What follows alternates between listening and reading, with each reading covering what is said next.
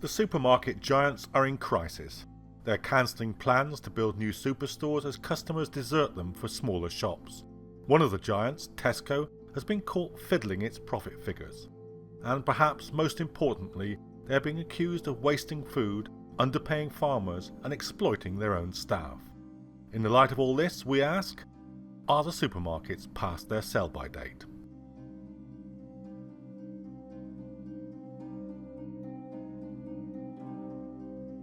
Supermarkets are a big part of our lives, whether we like it or not. 3 out of 4 grocery items purchased in the UK are bought from just 4 stores: Tesco, Asda, Sainsbury's and Morrisons. Add in some supermarkets with a smaller market share, like Iceland, Lidl and Aldi, and the figure rises to over 80% of all groceries sold coming from just a handful of supermarket giants. For every £1 we spend in the shops, more than 52 pence goes on groceries, and most of that goes into the pockets of the supermarkets. But are these huge corporations serving us well? In February 2013, we decided to launch a campaign that tried to change the way that the world's largest food and beverage companies impact the lives of poor people around the world. We were seeing increasingly that some of the largest companies, even though their consumers wanted them to do more, weren't doing enough. They weren't acting to try to address some of the entrenched poverty and the injustice that was happening in their supply chains, had way too many blind spots on issues to do with gender equality, on land rights, on water rights, on climate change, the way workers are treated, and we thought that they needed to hear more about where they were failing and how they could do better. Something between 1/3 and 1/2 of all the food produced for our consumption never makes it into the human stomach. That includes 68% of bagged salad, 47% of bakery items and 40% of apples. The big supermarkets claim this isn't their fault, that it's the customers and food producers who are to blame. But we found out that this is far from the whole truth. The supermarkets in this country, in the UK and globally, are causing a lot of harms to workers, farmers, consumers and retailers, small shop retailers. They have destroyed, here in the UK, small shops and, by the way, jobs for that matter. We see that the 4 big supermarkets in the UK are controlling most of the market. The European Commission seems to back up the supermarkets' claim that food waste is not their fault. The Commission estimates that supermarkets only directly waste 5% of food, while consumers waste 42% and producers 39%. In fact, we do not know how much the supermarkets waste because they refuse to release the figures. The charity Oxfam has slammed food supermarkets' lack of transparency. Only Sainsbury's admits to wasting some 44,000 tonnes of food every year. But this is only part of the story. Closer analysis shows that supermarkets have developed ways to distribute what could become their food waste, such as excess stock, to other parts of the supply chain. One of the great ironies of supermarkets is that they're built on a very narrow definition of efficiency. Efficiency for the big supermarkets today is about driving costs down. But whenever you drive costs down, it usually drives them up for someone else. So what's cheap for the supermarket, what maximises their profits, is a cost for others. This creates the impression that producers and consumers are more at fault. First of all, the very location of many supermarkets on the edge of town encourages consumers to buy more than they can consume. If you drive some distance and have a car boot to fill, perhaps on a fortnightly or monthly shop, the tendency is to purchase more than you need, and these groceries may well go off before you consume them. Secondly, discounted groceries and buy one get one free offers give the illusion of savings that may well simply end up as waste. All supermarkets will have special offers on weekly, like the buy one get one free, for instance, which everybody knows. But you have no say in how much of that stock will come into your shop. So you may get the same amount as a big store, and generally you end up with quite a lot left over at the end of the promotion. So again, wastage, or you've got a stock room full of things that are slowly going out of date. Then the sell-by date is not as simple as it might first appear. Few customers notice the difference between best before and the sell-by date. They get rid of it on its sell-by date, but usually fresh foods will have 3 days on it, so the use-by date is usually later than the sell-by date. So you can still use it for 3 days. And I think this is an issue with people at home as well. They tend to throw the food away because it's reached the sell-by date, but you still get 2 or 3 days on the use-by date. Nearly 2/3 of customers didn't know the difference, according to a House of Lords report. Food is perfectly edible after its best before date, but much of it immediately ends up in the bin. And the dates themselves are usually chosen as early as possible by retailers keen to avoid legal action. Now, ironically, in the face of their economic efficiency, their narrowly defined economic efficiency, it also generates a huge amount of other kinds of waste. So when they push the 3 for 2 or 2 for 1 offers, the buy one get one free models, it ends up with the equivalent of about 1/3 of what you buy going into waste and landfill.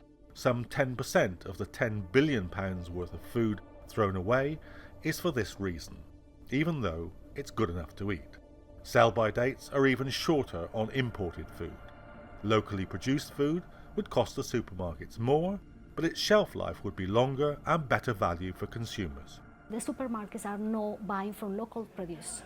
They are basically importing food. Most of the time they are importing food at a great expense of the environment because they have to, the transport is sometimes they are bringing apples, for example, from New Zealand when they could find the apples here in the UK. But of course they are creating this, in New Zealand they will find cheaper apples that they find here. So that this is increasing the transport costs, paying peanuts to people in other countries to be able to access those food here. Then there's the end of the day waste that could be given away or given to charity. Some retailers pour bleach or blue dye on their products, while others slap a not for human consumption sticker on the food they discard. Food getting chucked out, sometimes bleach is thrown on it, it's kept well away from people, you get criminal record if you try and take that food, and it's actually, they should be getting a criminal record for throwing that food away. It's a criminal thing, the amount of waste that gets, of good food that's chucked away. Over half of food waste is generated in this way and could be saved. But the market power that supermarkets use to push waste onto the consumer pales into insignificance in comparison to the way they treat farmers. Supermarkets have huge buying power. Even large farmers are small in comparison. The supermarkets collaboratively together are the biggest buyers of all the milk in the country, so they can just control the price between them. Supermarkets have a 75 to 80% share of farmers' produce. Supermarket contracts can make or break food producers, both in this country and abroad. They want to know all of the business accounts of the farm, exactly what it costs him to employ people, exactly what he's paying himself, exactly what his feed costs are, and they use a system to monitor all those costs against what it's basically to work out what it costs that farmer to make his milk. And when they pool all that information together from a group of farmers supplying one supermarket, they've got a very strong tool to then be able to work out what it's costing their supplier to make that milk, and then just pay that little bit more than the cost of production just to produce it. Now that isn't fair trade. That's fixing. That's saying, well, that's what it costs you to make it, so that's what I'm having it at. But supermarket contracts with farmers lead to huge levels of waste. Take, for instance, the issue of so-called ugly fruit and veg. Experts calculate that the supermarket's obsession with presenting us with fruit and veg that looks good leads to some 30% of a farmer's crop being rejected by retailers. They'll also have very particular aesthetic criteria for the produce that they get, which means that even if the food is perfectly good and nutritious, but doesn't match the precise millimetre lengths that they want for a French bean or whatever, you can end up with vast amounts being wasted. The misshapen produce is either left in the field to rot, sold off to be added to manufactured products such as soup, used in animal feed, or put into composting. Another 20% is wasted because farmers overproduced in order to ensure that they don't miss the strict production targets stipulated in their contracts with supermarkets. So the combined waste created by the supermarket's desire for perfect looking products and by the use of strict production contracts can lead to as much as 50% of the producer's crop going to waste even before it gets off the farm. All the food products we use has been rejected, either for cosmetic reasons. The banana's straight, the carrot's got a bend, the wrong colour, the apple too big, apple too small. And we take all this food and we cook it straight away and we reuse it back. And as if this were not bad enough, supermarkets can cancel contracts with farmers at the last moment, leaving them with an entirely unsold crop, which often goes to waste. One of the things that supermarkets do, of course, is they like to keep their options open. They know, broadly speaking, the kind of offers and produce that they want to put in front of shoppers, but they also want to have flexibility. Now that means very often that they'll have suppliers caught up in exclusive contracts, which means that if they change their mind, those suppliers are left high and dry with nowhere else to go. A House of Lords report on food waste highlighted the issue. It said, "It is clear that actions by retailers, such as the cancellation of orders of food that have already been grown, lead to food waste earlier in the supply chain." Yet again, waste caused by supermarkets is made to appear as if it's someone else's fault. Retail supermarkets are a classic case of what economists call oligopoly, meaning that a few giant firms are competing with each other for the same market. Supermarkets play a key role within the global food system that has taken over resources from people and has been destroying the planet. There's no an issue about individual responsibility from consumers. It's a big responsibility on the corporations that run this planet. This is the capital concentration in this planet. It has been in the few hands of corporations like Monsanto, Cargill, Tesco, Walmart, which is Asda for here in the UK. That's what we're talking about. We're talking about how few corporations are deciding the future of people, the livelihoods of people, what we eat, how do you consume, where do you go. And the supermarkets by itself, there was a creation of a corporation. They were created with a specific purpose of controlling psychologically people, how you buy, where you, the whole setting of a supermarket, the aisles, how they change. It's a psychologically programmed, so you go and buy what they want. This is what produces a race to the bottom in terms of forcing ever lower costs and ever more demanding contracts onto food producers. What we're seeing is uncertainty, and really it's a way that the global players are kind of threatening to move away from some of the farms in the developing world. So they're saying, well, at any moment we can move and start buying from Ethiopia if you don't give it to us at this price. And then they go to Ethiopia, and then they will say, well, we might move to Kenya if you don't give it at this price and under these conditions. So we're seeing a global race to the bottom happening in terms of terms and conditions. Tesco's were the first ones to announce a price war on milk. They announced that they were going to slash the price of milk on the supermarket shelf, and basically started a price war between all the supermarkets. And that would, so initially I was using Twitter to say, well, you know, how can you ethically do that to the dairy industry and just suddenly collapse our price overnight? And so we're not going to, because we still pay our farmers the same price, and it's one of the highest prices, or is the highest price, which it potentially was for those 700 or 800 farmers that received that price. They were still getting the price that they were contracted into. It has now dropped 3 or 4 pence, but the whole market's dropped by that. Well, that's because the biggest supermarket dropped the price of milk, causing a price war, so the whole industry went into turmoil. The downward spiral started, and 6 months later they got their price down as well. So their farmers aren't now getting the price that they promised them earlier in the year. They're getting less, and all of us are getting loads less, because everybody went into turmoil. If Tesco's are going to do whatever it is, 4 pints for £1 or whatever it was, headlines were going to be, you're like, your next supermarket, oh, we'll do it for 95p, the next one does it for 94p, and then you get to the point where you've some of the real discounters saying, oh, we'll do 4 pints of milk for 80 pence, or whatever it is that they've come out with. But of course, no one supermarket chain can be sure they will maintain their market share. They may be, and often are, ordering too much.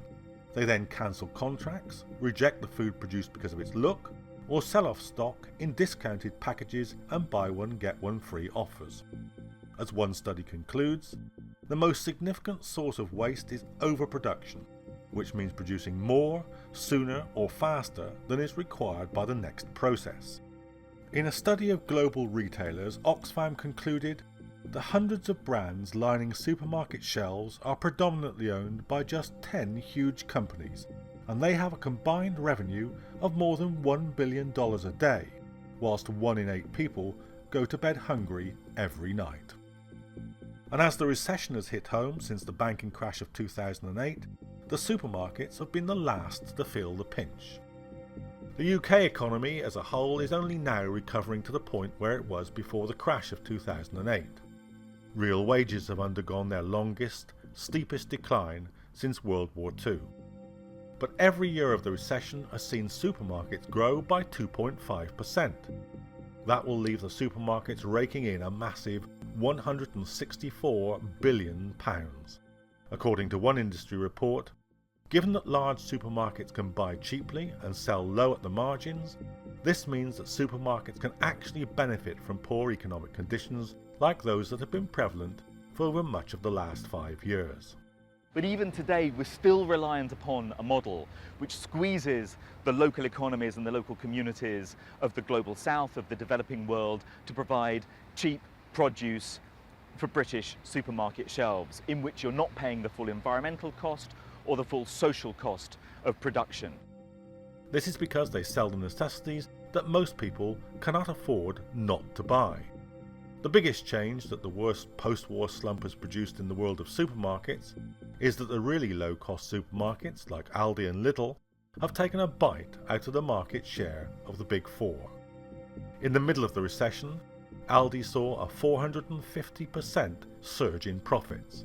That was an increase from £18.7 million to £103 million in just 12 months. The people who pay for these profits are not just cash-strapped consumers in general, they are also poorly paid supermarket workers. The Fair Pay Network has slammed the Big Four supermarkets for paying poverty wages. Their report estimates that supermarket workers are paid just £6.83 an hour and that only 1 in 7 receives a living wage. Compared to the big bosses, what the people on the shop floor do, the money is very, very poor. Most people started on minimum wage, and a lot of the companies now are giving you 0 hours, so you will be on if they need you, they will use you. So there's not even any security in your job in that way anymore. You used to have a contract, you knew what days you worked, but now they expect everybody to be totally flexible without a contract, which is not easy for people if you have family or commitments. So, and when you see bonuses of £6 million going to directors, and you can't even have your £20 Christmas bonus, which used to buy the turkey, that's all gone, it makes you feel a little bit, where's the fairness here? The Greater London Authority has calculated that a London wage earner who earns less than about £7.25 an hour will be living in poverty even after benefits and tax credits are taken into account. And then there are the even worse paid agricultural workers. In the UK, average agricultural wages are barely above the national minimum wage, meaning that many agricultural workers will be earning well below the minimum. For food sourced from abroad, the picture is worse still. The charity War on Want has revealed that workers in the tea industry in Kenya supplying UK supermarkets earn as little as 7 pence an hour. Others on poverty pay include workers on farms in South Africa supplying wine and fruit to UK supermarkets, as well as flour workers in Colombia and Kenya. The conditions for farmers in Britain parallel often the conditions for farmers in developing countries, where they've got less and less bargaining power. And that lower amount of bargaining power is meaning that more risks are being pushed down onto farmers, both here and abroad. And a lot more of the value is being captured by supermarkets, by manufacturers and processors in that supply chain, the big global players. We're seeing poor wages, we're seeing land rights abuses sometimes in supply chain where people are forced off the land because they don't have the right documentation. We're seeing overuse of water in some regions where people aren't able to access enough water for their daily use or to grow food for themselves because the water is being used for farms that are supplying global supply chains. So it's a mixed impact, and it's very difficult to provide the net impact. But what we definitely know is that supermarkets have enormous power. When they want to invest and put money into making sure that conditions are fair and that farming is sustainable in the developing world, that they can make this happen. But it means that they're going to have to tackle the really tough issues, which includes how much of the pie that they're getting. Because if they want to keep getting more and more of the slice of the pie in terms of value, in terms of profits, then those costs are going to be incurred by people that don't have the power to fight back. And that's going to often mean that people are living in poverty and people are stuck in poverty who are producing the very agricultural goods that are going on our shelves. Supermarkets are huge corporations supplying the necessities of life to millions of people. They make huge profits, pay poverty wages, and are responsible for enormous levels of waste. If a cartoon villain designed a machine like this, we would scarcely believe it. But here it is, on every high street in the country, a device which exploits the very people who produce its wealth, be they workers in the stores or people who work the land here and abroad. Worse still, it forces them to plough under or otherwise destroy millions of tons of perfectly edible food. There is no doubt that when these kind of whimsical criteria to do with what the supermarket wants to sell, when it wants to sell it, what it wants to look like, that when those things are applied, there's no doubt that it results in absolutely mountains of waste of perfectly good food, which could be a dinner for someone and would be a livelihood for the person who produced it. And all this in a country where millions can barely afford to feed themselves adequately or healthily. In 2012, a study found 1 in 5 mothers would regularly miss out on meals so as to be able to ensure that their children weren't hungry. According to a March 2013 report, teachers in London schools said that at least 5 children per class turned out without having breakfast, with 41% of teachers saying they believed the children's hunger led to symptoms such as fainting. In 2012, some 200,000 Britons needed provisions from food banks, about double the number from 2011. A lot of people that are on low wages actually do rely on food banks themselves, or some sort of, looking for a bargain at the end of the day in the supermarket to buy their food, get the reduced prices if they can, what they call like the reductions at the end. It doesn't seem like the money is fairly distributed, and when you think the work that the shop floor staff do, and I know a lot of people think that shop staff don't work hard, but they do. This is one monument to austerity Britain, a monument that stands in every town centre the length and breadth of the land.